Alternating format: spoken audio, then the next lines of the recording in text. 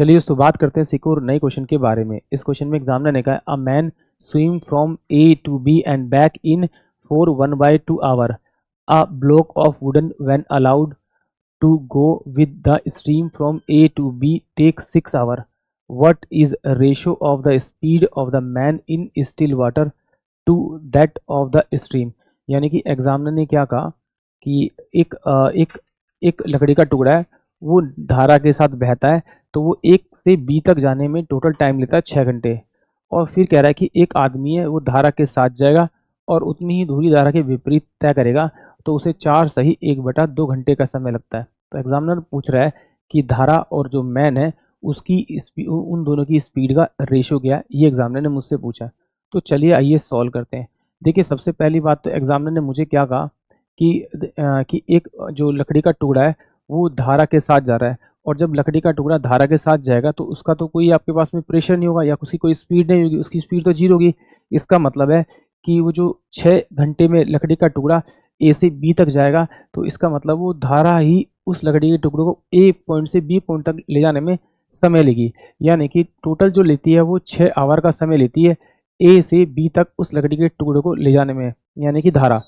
फिर एग्जामिनर ने कहा कि एक आदमी जो है वो ए से बी तक जाता है और बी से ए तक वापस आता है, तो उसे टोटल जो टाइम लगता है वो 4 सही 1/2 घंटे का समय लगता है, यानी 4 दूनी 8 यानी 9/2 घंटे का समय लगता है। अगर मैं इन दोनों का मैं एलसीएम निकालूं तो एलसीएम मेरे पास में कितना आएगा, आपका 18 आएगा। इस 18 को अगर मैं इसे डिवाइड करूं तो ये मेरे पास में कितना आएगा, धारा की स्पीड 3 किलोमीटर पर आवर मेरे पास में आ जाएगी। और एक व्यक्ति की स्पीड जो होगी वो क्या होगी आपकी, वो कितनी हो जाएगी आपकी, यानी कि 4 किलोमीटर पर आवर हो जाएगी। बट ये कंफर्म नहीं हुई क्योंकि इसमें क्या है, ये आने और जाने का दोनों का समय दिया हुआ है। तो सिंपल सी बात है, मुझे यहाँ से तो कंफर्म मिल गई कि मुझे धारा की जो स्पीड है वो कितनी है, मेरी धारा की स्पीड तो मेरे को 3 किलोमीटर पर आवर आ गई। और यहाँ से मुझे टोटल डिस्टेंस मिल गया।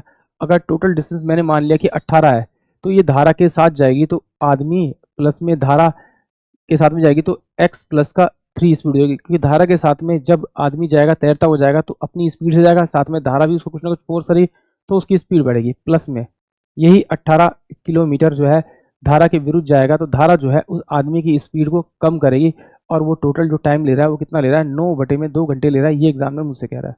तो इसे अगर सोल्व करूँ तो 9 और 9 दूनी 18 क्रॉस मल्टीप्लाई करूंगा तो ये x माइनस का आपका 3, और यहाँ पर कितना हो जाएगा x प्लस का आपका 3, और बाय में ये हो जाएगा आपका x का स्क्वायर और माइनस का 9 बराबर में कितना हो जाएगा 1 बाय में आपका 4 हो जाएगा। इससे ये चल जाएगा, तो ये x का स्क्वायर माइनस का 9 और माइनस का क्या हो जाएगा आपका 8x बराबर में 0 हो जाएगा। तो सोल्व करेंगे तो ये x का स्क्वायर हो जाएगा, ये आपका कितना आपका 9, तो ये कितना 8x, यानी कि 9x प्लस का आपका x माइनस का कितना हो जाएगा आपका 9 बराबर में 0 हो जाएगा। इसका फैक्टर तोड़ेंगे तो यहाँ से निकालेंगे तो x बाहर निकलेगा, तो x माइनस का 9 मेरे पास ये वैल्यू आ जाएगी, प्लस का 1 करेंगे तो ये x माइनस का आपके पास में कितना 9 रह जाएगा, इक्वल टू में 0 हो जाएगा। तो x की जो पॉजिटिव वैल्यू आएगी वो 9 आएगी, यानी कि जो मैन की स्पीड है वो 9 किलोमीटर पर आवर आ रही है। मैन की स्पीड 9 किलोमीटर पर आवर आ रही है, धारा की स्पीड कितनी 3 किलोमीटर पर आवर है। सोल्व करेंगे तो 3:1 में इस क्वेश्चन का करेक्ट आंसर आएगा, यानी कि ऑप्शन जो मेरे पास में सी होगा वो इस क्वेश्चन के लिए करेक्ट होगा।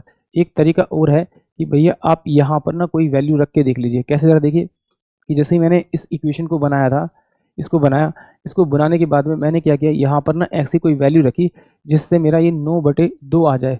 तो देखिए पहले क्या किया मैंने, देखा ये मेरा 3 पे डिवीजन जा रहा है, यानी कि अगर इसको सोल्व करूंगा तो मेरे पास में कितना आ जाएगा, अगर यहाँ पे 9 रखूँगा तो 9 और 3 कितना होगा 12, तो 12 होगा, तो 6 दूनी 12 होगा, तो 6 3 18 और ये 6 दूनी 12 हो जाएगा, प्लस का निशान। फिर यहाँ 6 रखूंगा तो यहाँ 9 रखूँगा तो 6 बचेगा, तो ये कितना होगा 6 3 18, ये 3 हो जाएगा। इसको मैं अगर ऐड करूंगा तो 3 दूनी 6 और 9 में आपका 2 आएगा। इस तरह के जो तरीके होते हैं वो आपको जब क्वेश्चन की बहुत सारी प्रैक्टिस कर लेते हैं तब आपको ऐसे तरीके मिलते हैं। आई होप आप सभी को क्वेश्चन समझ में आया होगा।